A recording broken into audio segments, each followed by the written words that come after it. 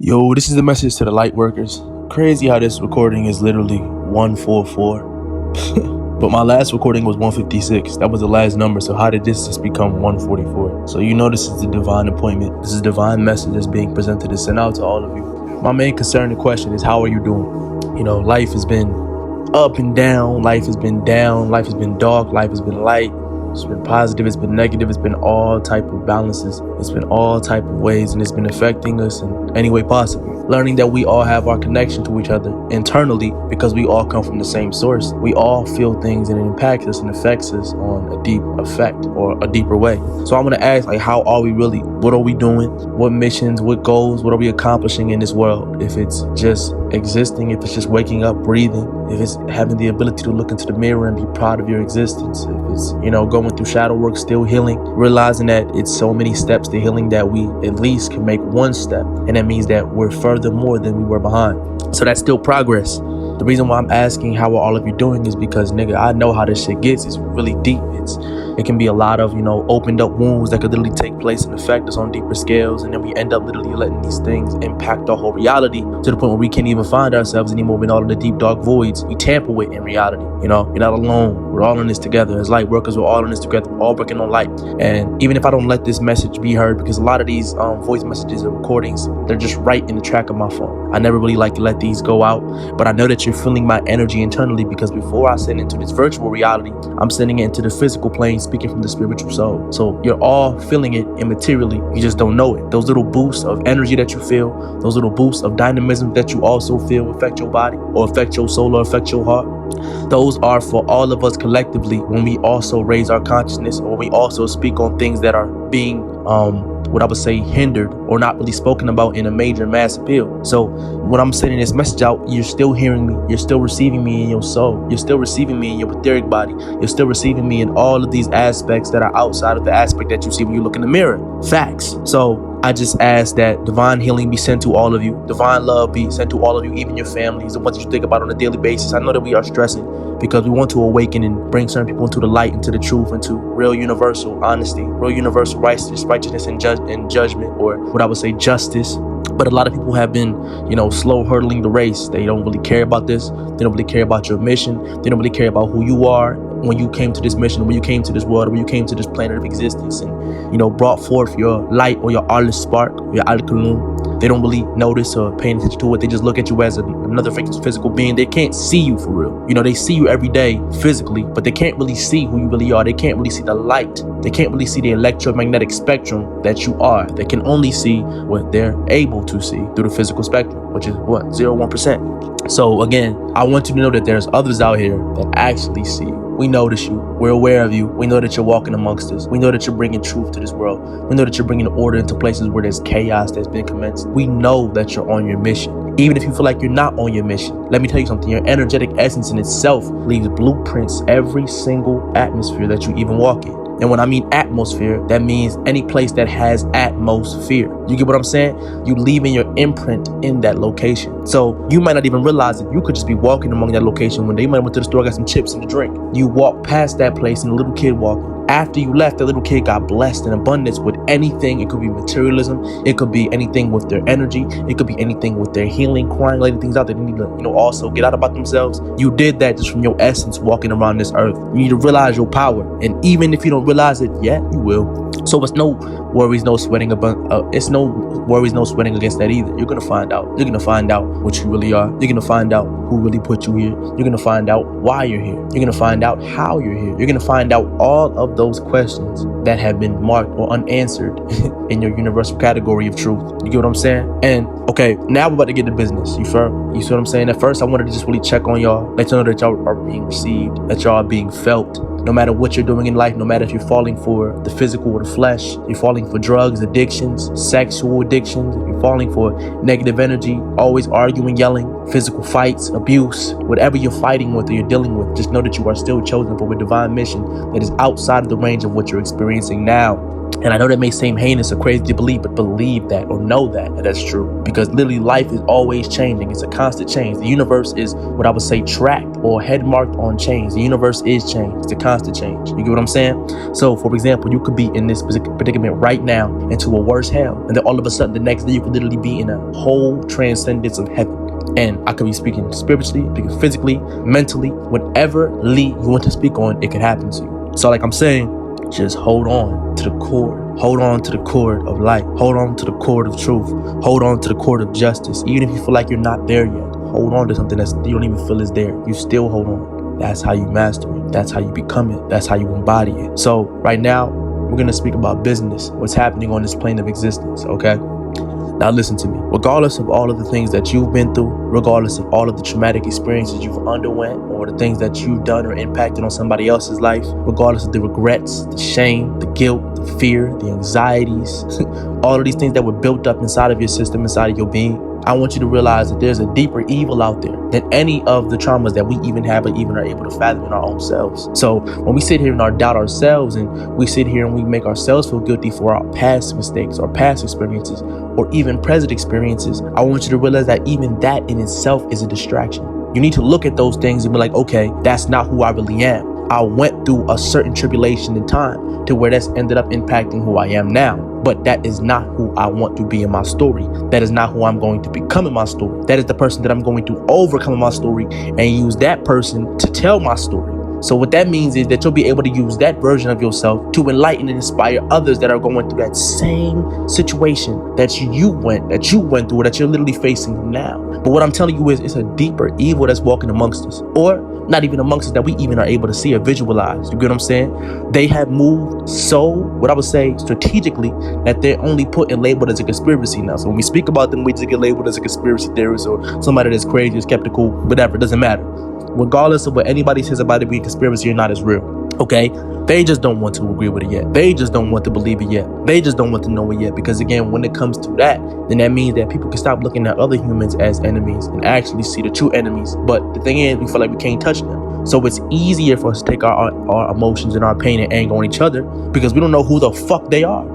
So you see so much hatred and animosity that's coming from each and every single one of us being projected onto each and every single one of us, because we can't actually find the ones that have actually been the reason why every single one of us are feeling these things universally. It's okay though, but what I'm telling you is, all my light workers out here, I'm going to break down the word light worker. And I've never done this before. I'm doing this now. So we all know that when it comes to light in the form of the universal spectrum that we're all on is known as photons or electromagnetic. So when you're dealing with light or working, that means that you're also working with the light. Everything that we're also seeing and experiencing is all light, it's information. So what this means is we're working with certain levels of information, or we're working with certain levels of high energies that, what I would say, are not visible to those that are unaware of these things. So a light worker could in fact just be someone that's working on their creative art, using their light to work. That's basically what it is. So your light can change and bring forth change to this reality that we're living in. It could bring forth transformations for different people, either yourself, either your family, either your friends, either your parents, either your girlfriend, anybody.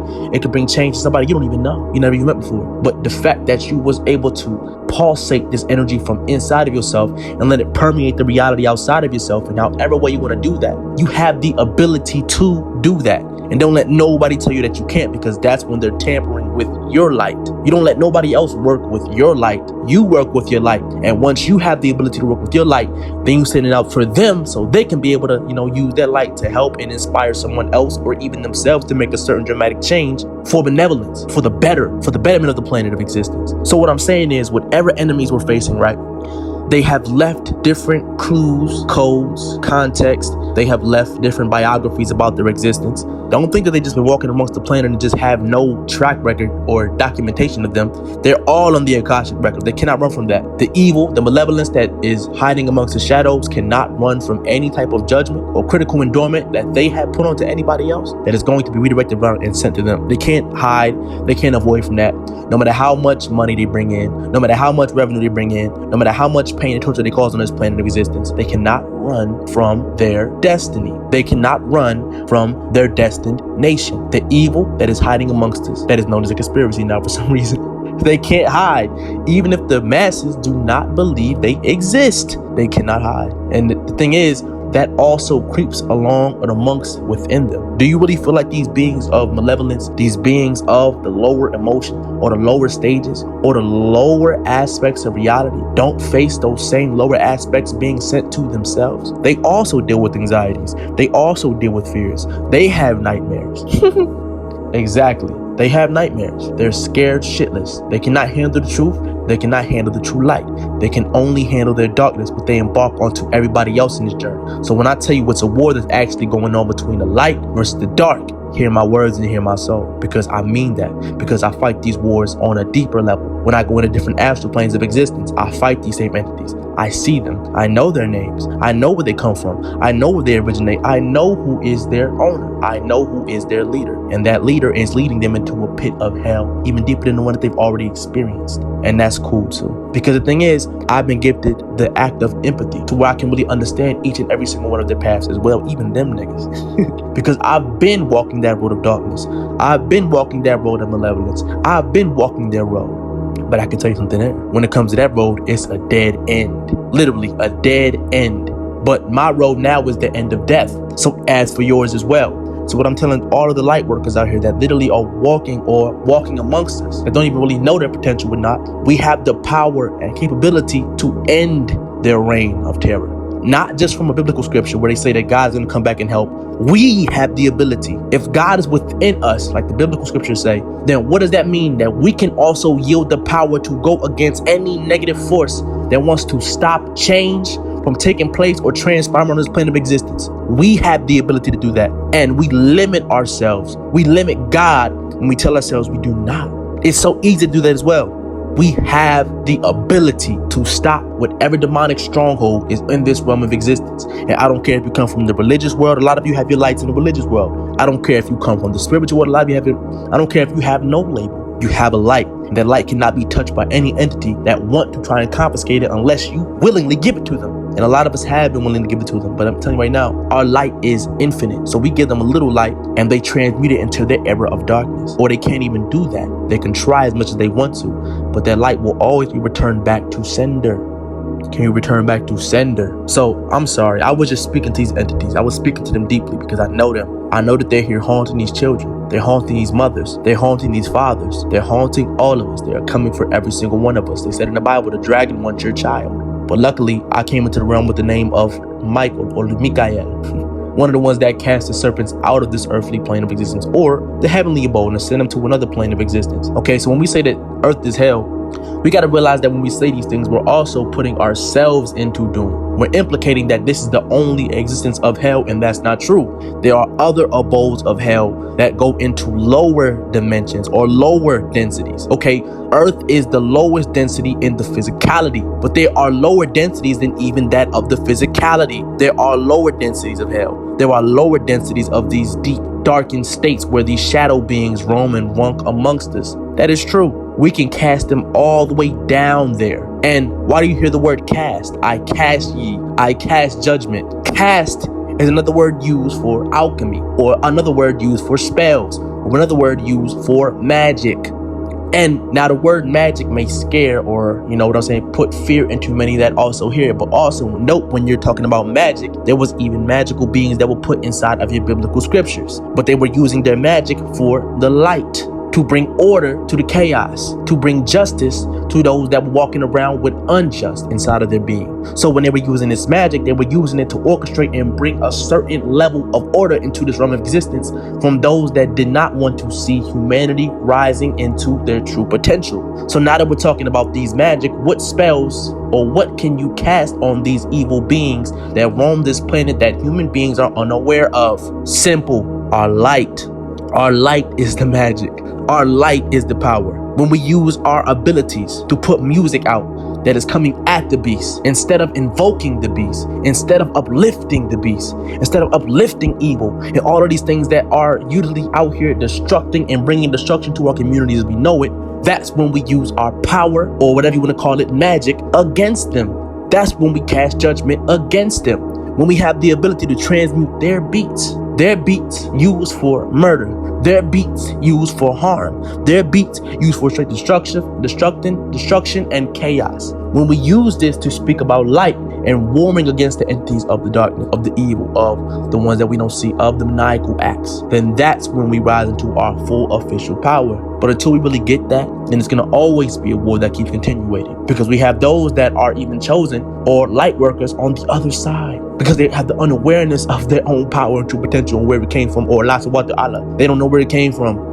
So let us be a reminder in this world that yes, there is a force that has been here, that has held you in your hands as a baby, that has held you when you were a young child, that has been there with you, that has held your hands through every single step of your journey that you didn't even know was next to you. You can call it Allah, you can call it Source, you can call it God, you can call it the universe, whatever you want to call it. It's been there for you. And it's been there for you to help you embark on your journey of true destiny, of true light, of the true chosen path that many are unaware of. Again, like I said, the unawareness is a scary thing, because even when you walk into this act of life, you can still forget sometimes. Don't you ever forget. You forge it in your mind. That's how you transmute forgetting. You forge it there. You let your mind be a deep reminder every single time that you are it.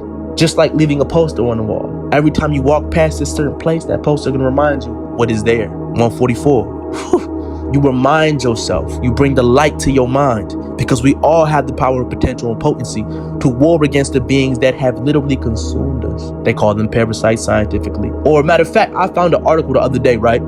They was talking about sleep paralysis. It was talking about these nightmares, and the way that sleep paralysis was literally viewed and perceived even from the ancient world is that there was a legion or a demon that was in head of all of them called Lilith. Now, if you know me, you know my experiences with that bitch Lilith. I go to war with that bitch Lilith a lot of times. She comes into my dreams, she tries to take my magic, takes my soul, usurp me, all of these things. She does this to me. So it was even crazier that when I was warring with also that fucking dog that would be in the dream, this article literally was talking about the dog as well. And it gave me a relief, because that makes it easier for me to explain and express the same war that I'm going against even within my own realm, because there's probably others that have been going through that same experience within themselves. So now that I know that, and it's even been proven and accepted even by your scientists, it lets me know, nigga, we are in for an impact. We are here for an impact. This is a war. You ladder up, you saddle up, you get on your jetpack, you get on your sword, you get on your raining armor of light and truth and information, and you go to war with these demons until you can't breathe anymore. And that's how it is. Because again, as light workers, what are we going against? We are going against the dark workers. The workers that want to work for animosity, that want to work for calamity, that want to work for all of the infurious things that bring pain and potential harm to each and every single individual on the planet Earth. As we speak, we know it. We are at war with them. And there have been leaders that have came and tried to tell us about the war. They've got murdered. And why did they get murdered? Because that truth right there, that truth sets a lot of people free. Once you realize that it wasn't just you, once you realize that it was something that was in this earth plane or this realm of existence that is haunting one of you, that is haunting some of us, that is haunting us, then that leads a question: what can we do to fight them? What can we do to war against them? How do we war with the immaterial? Simple. We use our immaterial. We use our light. We use our voice. We use our passion. We use our fire. We use our armor and sword. And we never back down, no matter how deep it gets, no matter how steep it gets. You think I was crazy if I told you all the experiences that I've had into this earthly plane. You would be thinking I'm crazy. And a lot of you probably do. And I like that. I like that. You would think I'm crazy. I swear to God, you would if I could tell you everything that I know. But again, like I said, to all the light workers out here, I hope y'all doing okay.